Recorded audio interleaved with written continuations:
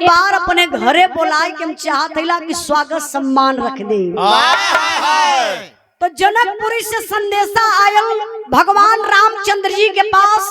भगवान रामचंद्र जी साथ में सीता माता लक्ष्मण सारी पंदरी सेना साथे हनुमान जी पहुंचने कहा जनकपुरी में।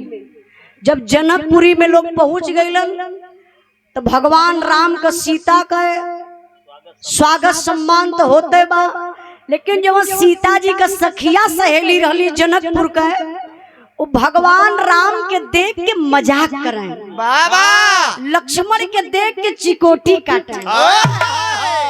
तो हनुमान जी वही बगलिए में भगवान के बैठल रहलन, तो ऐसे मुहवा बाई के ताका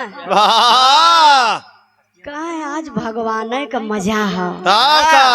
सुंदर सुंदर लड़की आके खड़ी है, इतनी बढ़िया बढ़िया सढ़ुआई आई के भगवान राम से मजाक करत ही। अगर हमरो बियाह भयल रहत तो हमहू ससुरारी जैती, तो हमरो सरुआई हमरो सार हमरो सरहज लोग आई के हमरो गाल और सुहरौती तू जाके सुहराई है का हमरो सरुआई अगर रहती तो हमहू से मजाक करती। चच्चा भगवान ये बात समझ गए, हनुमान जी के दिल का बात जब समझला तो भगवान राम के अंदर उबतिया हमेशा टिसे खटके कि कहो हनुमान जी शादी कर चाहत हुन का।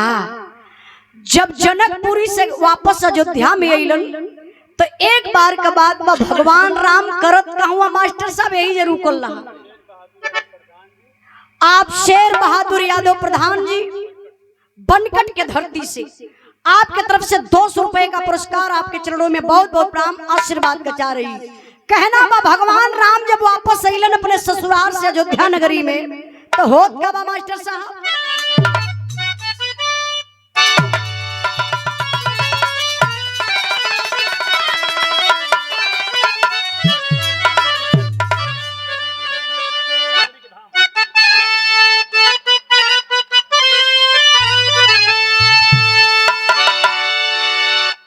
एक दिन अवधपुरी के धाम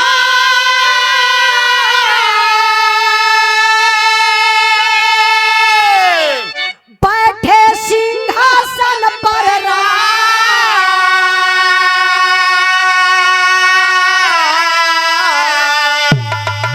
मजाक हनुमत से तब कैले कृपा निधान।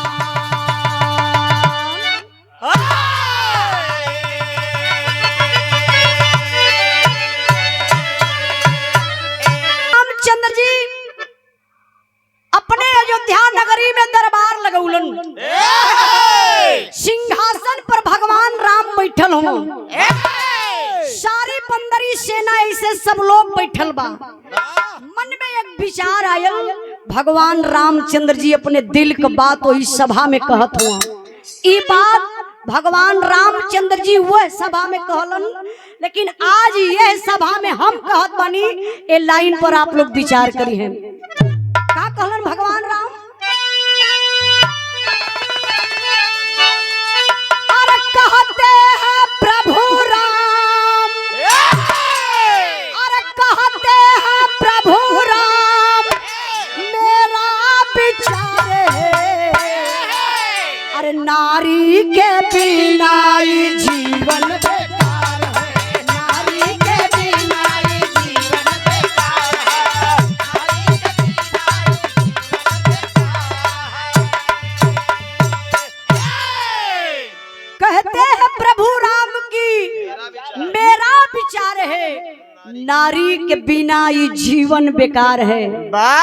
भगवान राम कहलन कि जीव जंत इंसान सबके जिंदगी में एक नारी की जरूरत पड़ेले। नर मादा हमारे पढ़े लिखे मास्टर साहब लोग भी विरह को सुन रहे हैं, इस महफिल में बड़े शिक्षित लोग बैठे हुए हैं। इस बात पर विचार करिएगा कि हर एक इंसान के जिंदगी में बाबू एक नारी का जरूरत पड़ेला।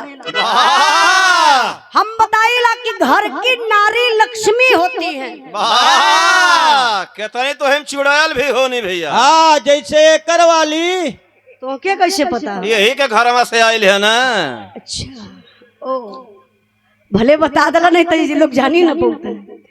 अच्छा देखिए, हम बतौली कि नारी का सम्मान होना चाहिए, नारी की पूजा होनी चाहिए, लेकिन नारी हो तब। भगवान राम कहले कि सबके जिंदगी में एक नारी का जरूरत बा। जितना बंदरी सेना रहना सब लोग लगल ताली बजावे, वाह प्रभु जी, वाह प्रभु जी, वाह प्रभु जी, वाह प्रभु जी, क्या आपकी सोच है। तब ले दूसरा दिन फिर सभा बैठल, भगवान राम सिंहासन पर बैठल हुआ और सब लोग आए के बैठल। भगवान राम एगो बात फिर कहलन, का कहलन?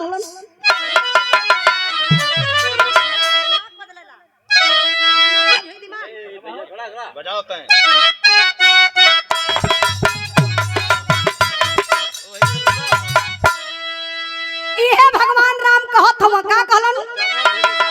जमवंत विभीषण सभा में विराज, आसन पर कपिराज अंगद भी साजे।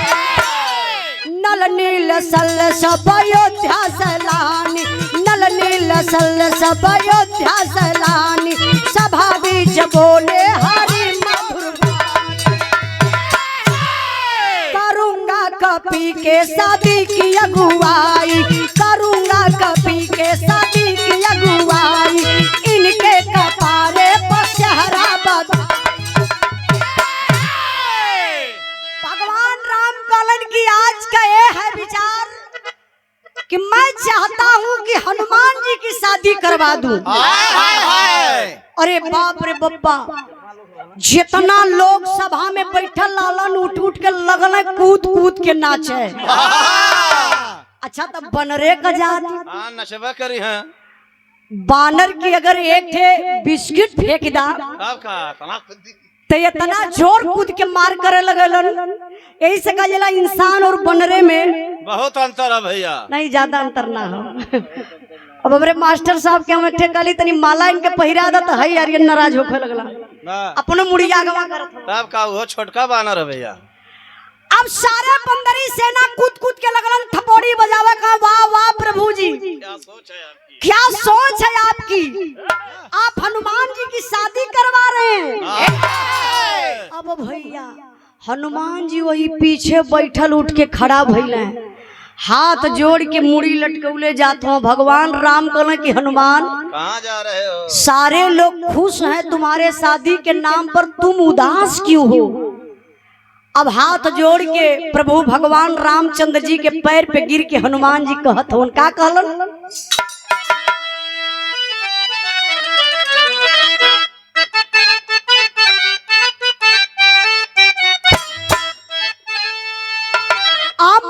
महुआ का झूमा डरी, अरे अम्मा महुआ का झूमा डरी, तनी तकना बलम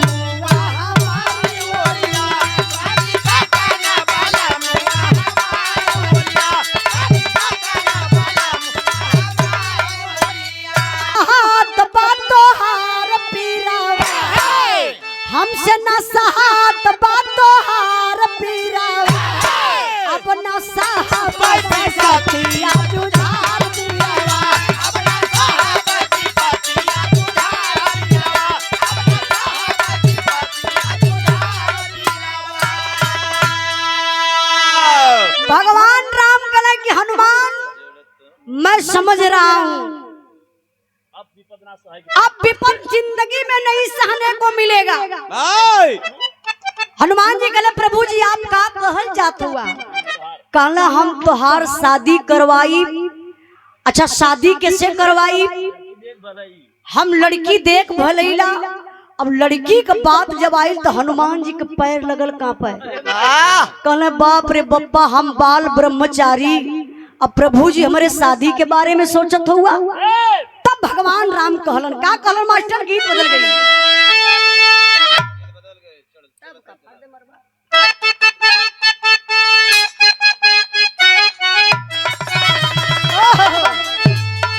अरे चलता चला तो मोरा पौआ पिरैल भैया गोकुल हो मैया के तनी बदूर भैया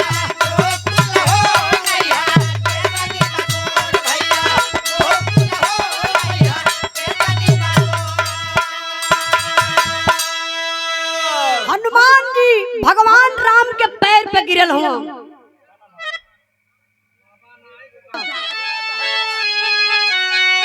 अरे चलता चलात मोरा पौआ पिरैल भैया गोकुल हो मैया के तनी बदूर भैया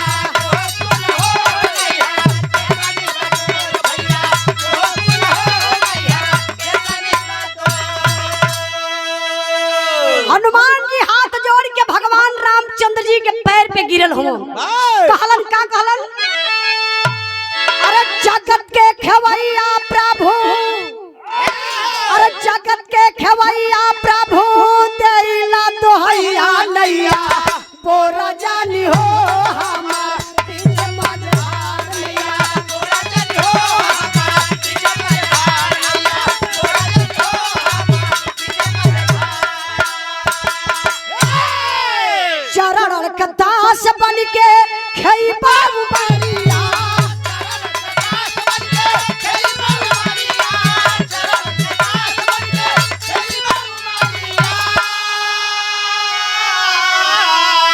हमारा के चाही नहीं कौनो में हरिया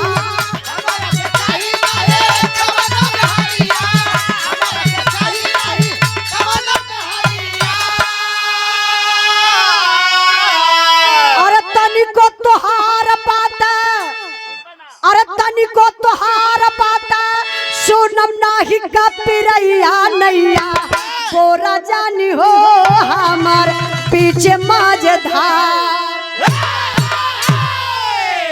ए भगवान रामचंद्र जी के पैर पे हनुमान जी गिर के हाथ जोड़ लो चचा। कहला ए प्रभु जी हम बाल ब्रह्मचारी बनी,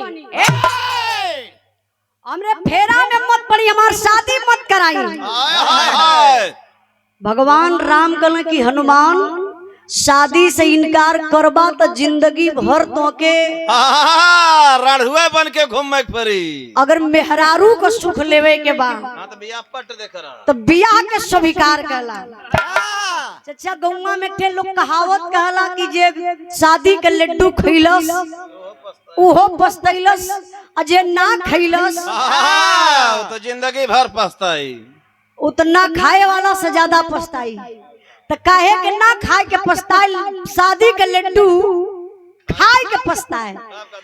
लेकिन हनुमान जी के ये बात उतरत ना हो। कहला ना ना प्रभु जी हम जिंदगी भर आपका सेवा करब, आपके चरण का धूल बन के रहब, लेकिन शादी होदी ना करब ना करबे। अब भैया धीरे धीरे समय बीतल। भगवान रामचंद्र जी हनुमान जी से एगो बात फिर कहलन। अच्छा अब का भगवान कहलन मास्टर साहब, अरे बियाहवा तोह से करी है मंथरा, शहरा बात कपारे बनबा तू दूल्हा।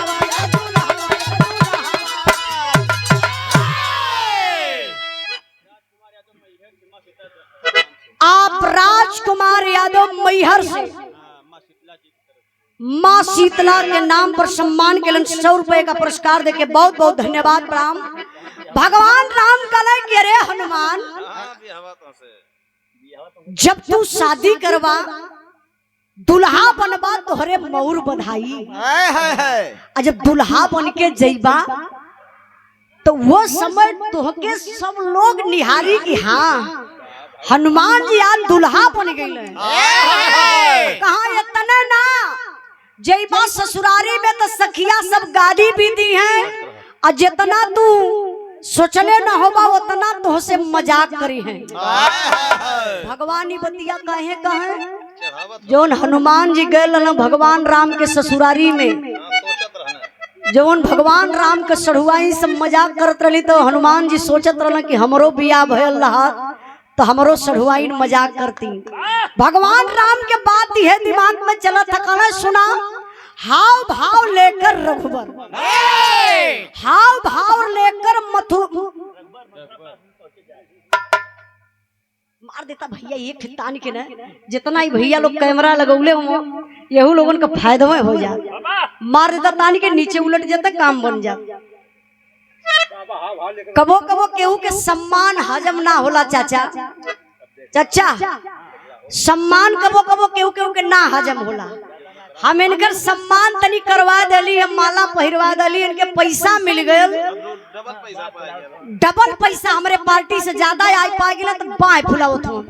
अब उजाला करबे का करी है, बाएं मत फुलावा, जहाँ बैठल हुआ वहीं बैठ के बढ़िया से बजा लेवा तो ठीक हो। इज्जत तोहरो बचल रही हमरो बचल रही।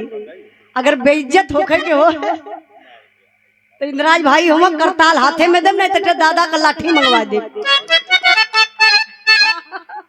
अच्छा भगवान राम हनुमान जी से कहले कि सुना तोहार बियाह हम मंथरा से करावत थैला। अब हनुमान जान गइल, कहना अरे बाप रे बप्पा वही मंथरवा से हमार बियाह होई। हनुमान मने मन सोचे लगला, कहना ठीक है प्रभु जी, बढ़िया बाकी आजे बता दला कि हमार बियाह मंथरा से होई, वही मंथरवा से होई। भगवान राम गईले बाबू अपने दरबार में, हनुमान जी वह गदा लेके इंतजार करत हुआ कि कब रात होई। धीरे धीरे भैया शाम होत बा। अब हर मंथरा के भी भगवान रामचंद्र जी की जाए के कहले हुआ कि मंथरा कल तुम्हारे शादी की बात चलेगी, कल तुम्हारी शादी हम हनुमान जी से करवाएंगे। जब कल सभा में आना तो हम सवाल करेंगे, सारे सवाल का जवाब बस एक ही देना कि हाँ मैं हनुमान जी से शादी करूंगा। देखा भाई इनके पता है ना चचा स्त्रीलिंग के है पुलिंग के बा। मंथरा काली मैं शादी करूंगा, ये ना हनुमान जी काले मैं शादी नहीं करूंगी। अब यह सही है। भगवान राम बाबू अपने दरबार में पहुंचल हुआ, यार मंथरा अपने कोठरी में। हनुमान जी शाम का इंतजार करत हुआ कि कब रतिया। धीरे धीरे चच्चा बजल 10, और जब 10 बजल तब मंथरा सुतल ही कोठरी में, उनकी नींद ना आवत है। मंथरा अपने दिल में सपना सजावत है, शादी के लिए कि उस सपना का सजावत रही, तर्ज बदल गई।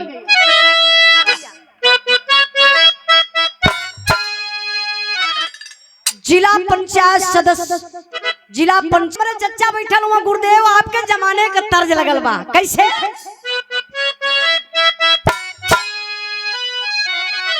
दई के अखिया में हम कजरा, मरब सबकी वरिया नजरा, कोई का करी है।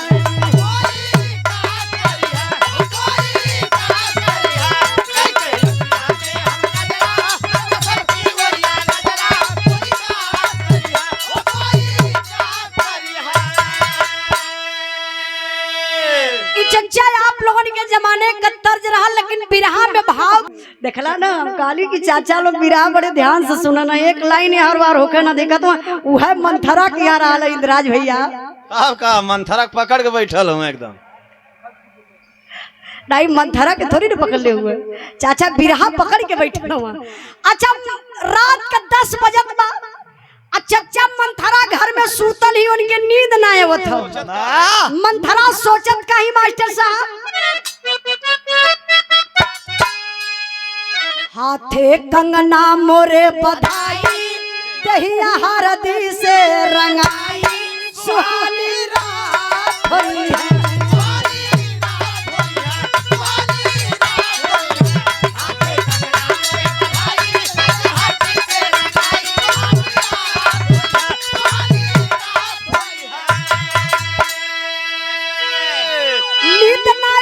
मंथरा के करवट बदले भाई,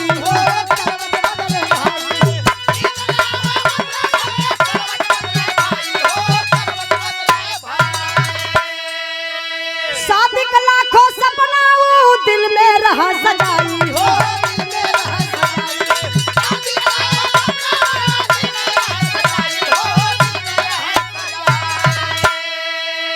दैले रतिया के समैया,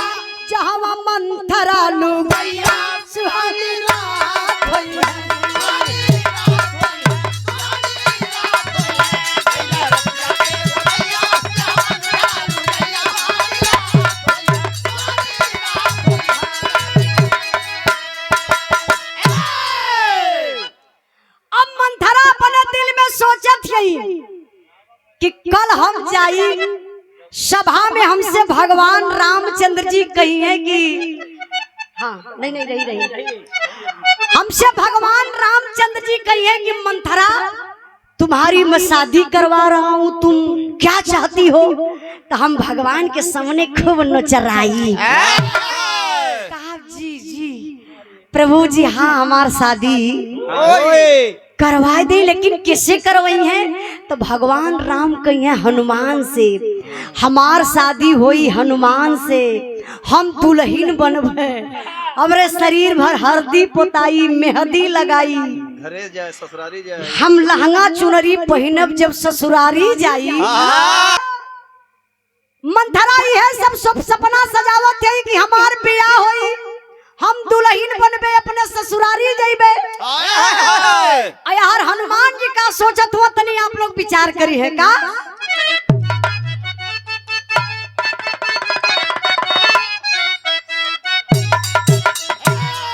गुरुदेव चचा आपके जमाने का फिर तर्ज हमारे बिरहा में लगल। एक तर्ज के स्वर्गीय बेचन गुरु अपने जमाने में बड़ा लहाई के गावत रहल। बेचन गुरु का लहजा अलगे रहली, हमार अंदाज बा कैसे?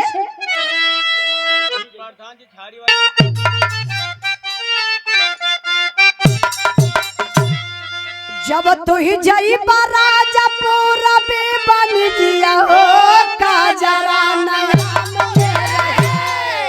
कजरा नयान में रहे हमारा के काव काली अइबा हो, कजरा नयान में रहे हमारा के काव काली। जब तू ही जई राजा पूरा बन जिया हो, कजरा नयान में रहे, कजरा नयान में रहे हमारा के काव काली अइबा हो, कजरा नयान में रहे हमारा के काव काली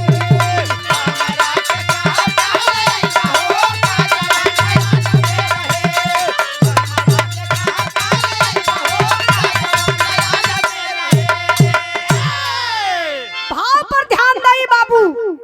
भगवान राम का बात हनुमान जी के दिल दिमाग से निकलत नहीं बा। सोचत हुआ गदा यही कान्हे पर धैले हम, करीबन रात का 10-11 बजत रहल चचा। टेंशन में हर बाहर हनुमान जी घूमत हुआ, लेकिन सोचत का हुआ मास्टर साहब। सुन के बात राम का विचार का पिरैया हो, नैया भवार में फंसे, नैया भवार में फंसे, बोरी है मोर धर्म वरा घुरैया हो, नैया भवार में फंसे,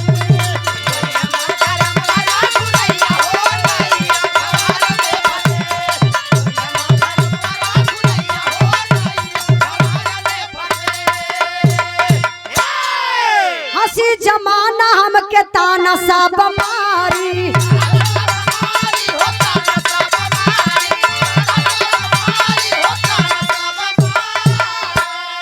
अपना के बानत रहली बाल ब्रह्मचारी।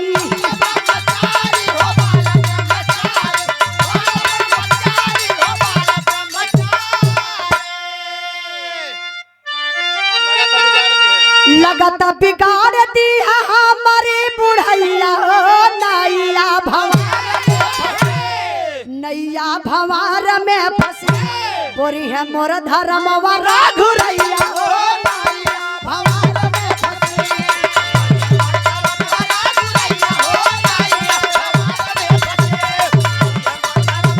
ध्यान दई बिराह मारो जब पहुंचल बा हनुमान जी। रात भर ये सोचत हुआ कि बाप रे बप्पा कल तो हमार धर्म नसा जाई, मंथरवा कल आई, वही सभा में हमसे शादी करे कही, तो हमार बाल ब्रह्मचारी जवन बा भंग हो जाई। अब भैया हनुमान जी का कइले चच्चा गदा उठौला, मारे गुस्सा में लाल पहुंच गइल मंथरा के कोठरी में। रतिया में हो, रतिया का चच्चा बजत रहल होई 12 से 1 बजत रहल होई रात में। मंथरा अपने आप में मगन है कि कल हमार ब्याह होई, मेहंदी लगाई, हल्दी रस्म होई, चुनरी पहिनम, लहंगा पहिनम, बियाह होई, सुहाग रात मनाई। डाले के पहुंचलन उह दरवाजा खटखटावत हो। कला मंथरा, ओ मंथरा, मंथरा दरवाजा खोलो। अब मंथरा तो चच्चा अपने आप में मगन है। जब जब हनुमान दरवाजा खटखटावे तब मंथरा के याद आवे, जब हम दुल्हन बन के जाए के बैठब ससुरारी में तो हमार हनुमान जी आई हैं तो ऐसे दरवाजा खटखटाई हैं। अब मंथरा के का पता कि सही में हनुमान जी खटखटावत हवा। 3-4 बार जब दरवाजा खटखटौला हनुमान जी, मंथरा दरवाजा ना खोलनी, मारे गुस्सा में लाल हनुमान जी तान के गदा से मरला वही दरवाजा पर। कलाए यक्के बार में सिटकिनी छटक के लामे गए, इतना लामे गई दरवाजा दू पल्ला दूनो दरवाजा खुल गए। जब हनुमान जी के देखली मंथरा उठ के तुरंत खड़े चारपाई से खड़ी हो गई। अब देखा वो अपन संस्कार में होती है, हाथ जोड़ के कहली, नाथ जी एक दिन ना बर्दाश्त, कई दिन ना बर्दाश्त के पौला, बिना बिहावा सुहाग रात मनावे आ गईला, आजे आ गईला। हनुमान जी कहना, नाथ न नथुनी। तबले मंथरा पीछे हटत है, कहा प्रभु जी काहे गुस्सा में? अरे आ गईला तो आपका स्वागत है। चला जब ऐसा चरपैया और इशारा कैली मंथरा, अरे तबले लेबा न देबा भैया। मंथरा के मरले हनुमान जी एक के हुनी। काला चरपाई और इशारा करत हूँ, कला ये बता हमसे बियाह करबी? मंथरा कहली, हाँ नाथ हम तो ही से बियाहवा करबे। तबले हनुमान जी देखले फिर एक के हुनी, कहला बोल बियाह करबी? हाँ प्रभु जी हम आपे से बियाहवा करबे। ई वादा करत थैला कि तो ही से बियाह। बैठ जा बाबू, बैठ जाओ। भाई हुआ कुछ बोला ना, समझदार हुआ, समझ गईला। यार देखा मंथरा का जीव प्राण गाढ़े में पड़ल हो। यार कहने आल जाते तू हाथ जोड़त हुआ। हनुमान जी जब 4-6 के हुनी देहलन, मंथरा ई समझी ना पावत काहे हनुमान जी हमके मारत हवा। ये नहीं से हमार बियाह होखे वाला बा। उठ के मंथरा कैसो कैसो जब खड़ी भइली तब हनुमान जी कहलन, का कहलन?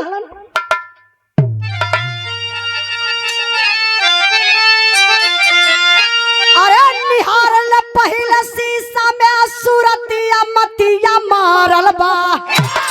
अब वो काई देख के तोरा मूरतिया मतिया मारल बा।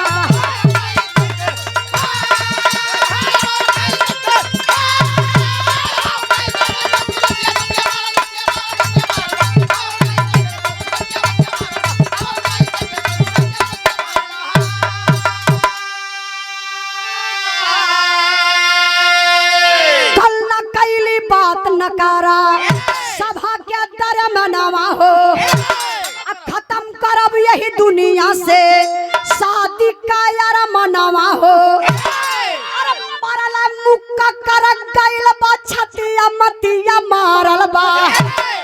डरा गइल बा औरत का छतिया मतिया मारल बा।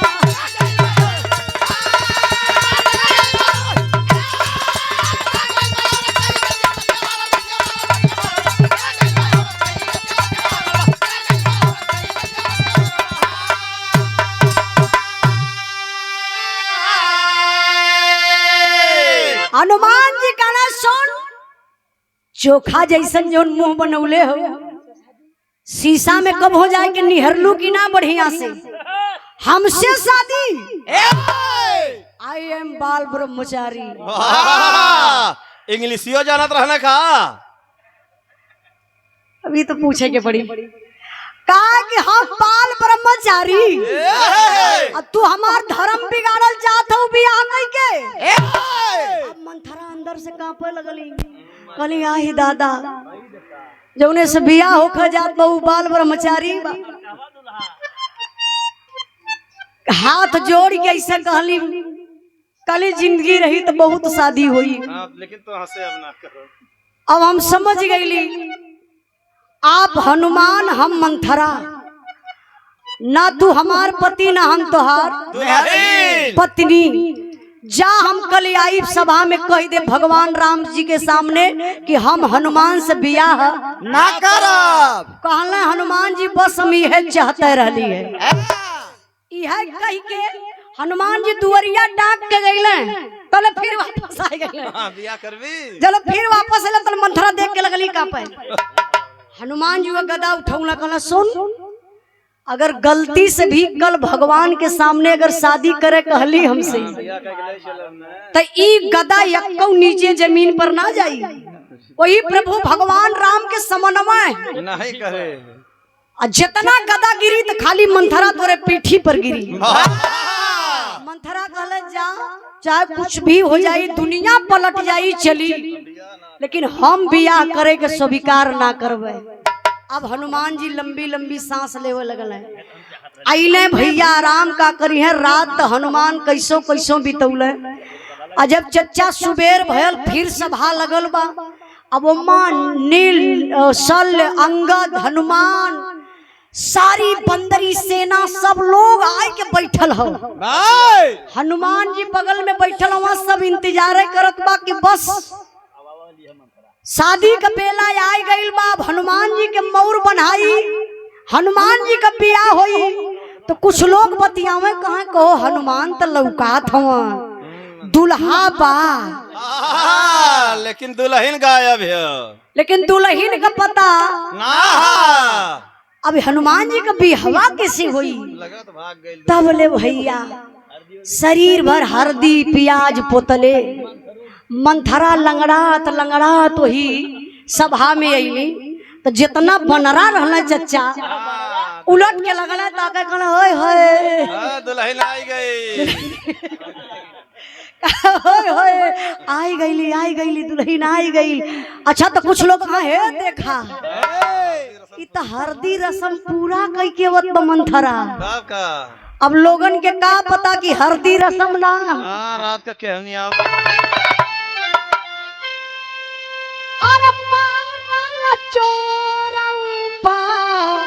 पासल पहुनवा तापे नाही बाए नाही दाहिने देखा।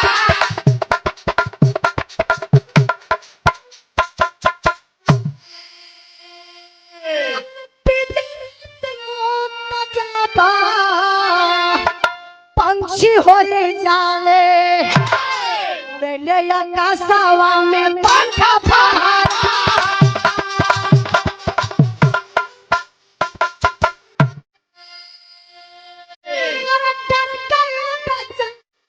हो मंथरा लुगैया क्षमा मांग गिरी के चरण पे अकुला।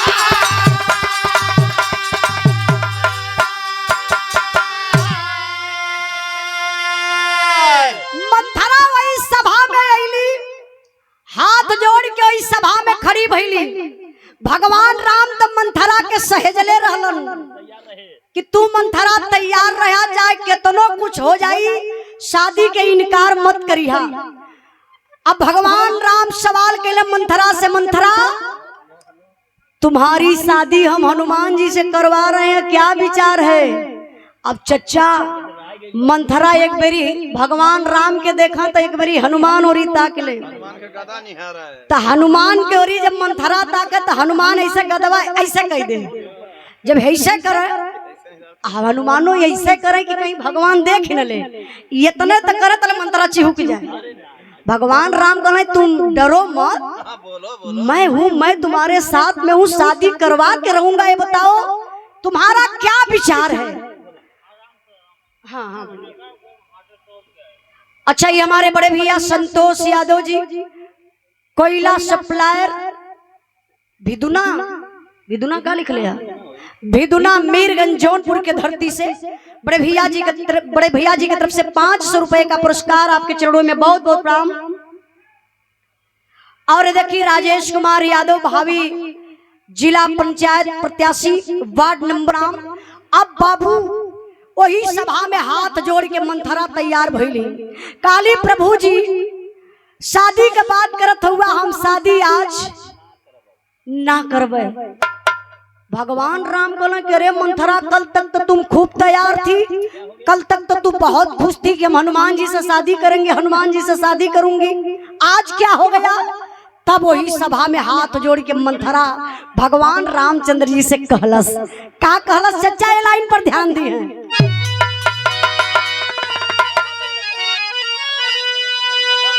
अरे रतिया के, अरे रतिया के घर में घुस के मरला बनरा, रोवे राम के समनवा बेचारी मंथरा।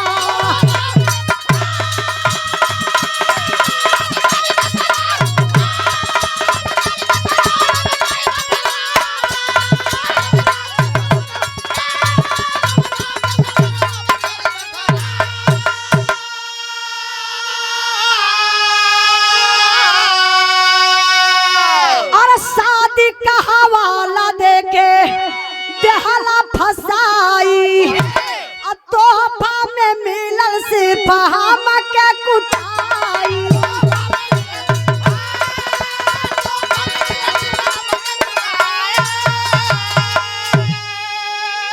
मंथरा काली की है प्रभु जी, आप शादी के बात करत हुआ, हाई लोग मजा लेत हुआ कि हम हल्दी रस्म पूरा कई किया लेला।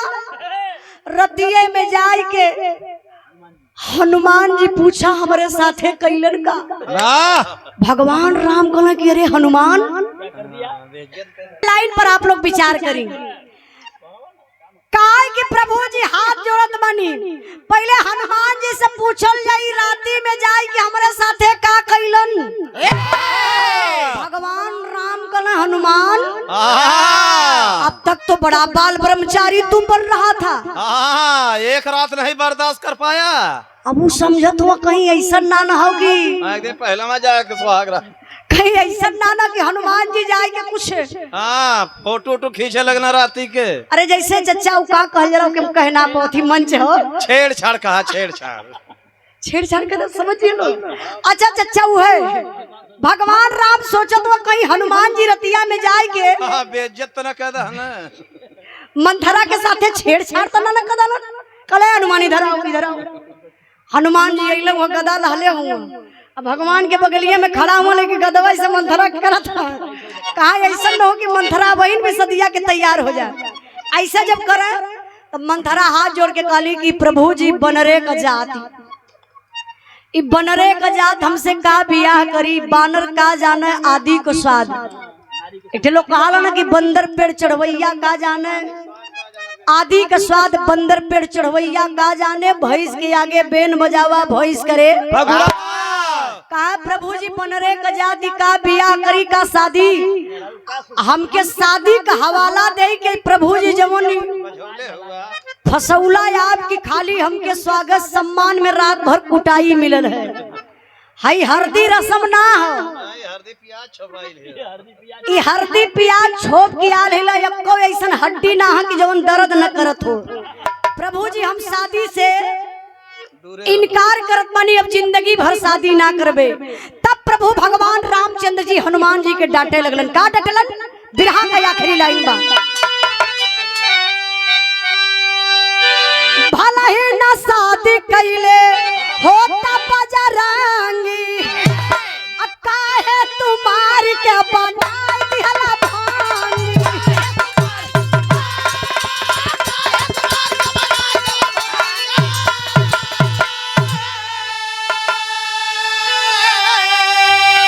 अरे होत बदरद जन दुखावा जियरा, रोवे राम के समनवा बेचारी मंथरा।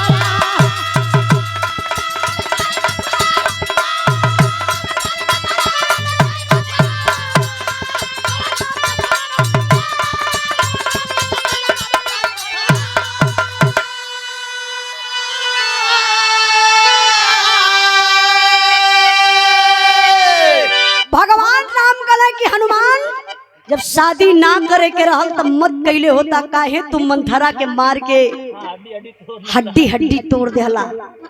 आज के बाद से हम तो शादी तोहरे लिए करावत अली कि हमरे ससुराल में गईला जब आई के सढ़ुआई सब मजाक करे लगली तो तू मने मन सोचत रहला कि हमरो शादी हो जा तो हमरो सढ़ुआई नौती हमहू ससुरारी में जाई तो मजाक करती, यही लिए तो हम तोहर शादी करावत अली। लेकिन आज तुम मंथरा के शादी के लिए मरला, जैसे तू चाहत रहला कि बाल ब्रह्मचारी रहबे, जाय आज से ही हमार शराप हो चाहे आशीर्वाद समझा। आज के बाद तोहर जिंदगी में शादी ना हुई, जिंदगी भर तू रढ़ुए रह जाइबा, जिंदगी भर बाल ब्रह्मचारी रह जाइबा। यही से चच्चा हनुमान जी का शादी भइल ना, आज भी बाल ब्रह्मचारी हुए। हनुमान जी का पूजा लोग बाल ब्रह्मचारी समझ के आप लोग समाज में पूजा करीला। ये हमारे बिरहा का आखिरी भाव रहल। कुछ गावे बजावे में गलती भइल होई तो आप लोगों से क्षमा चाहबे, लेकिन ये भाव पर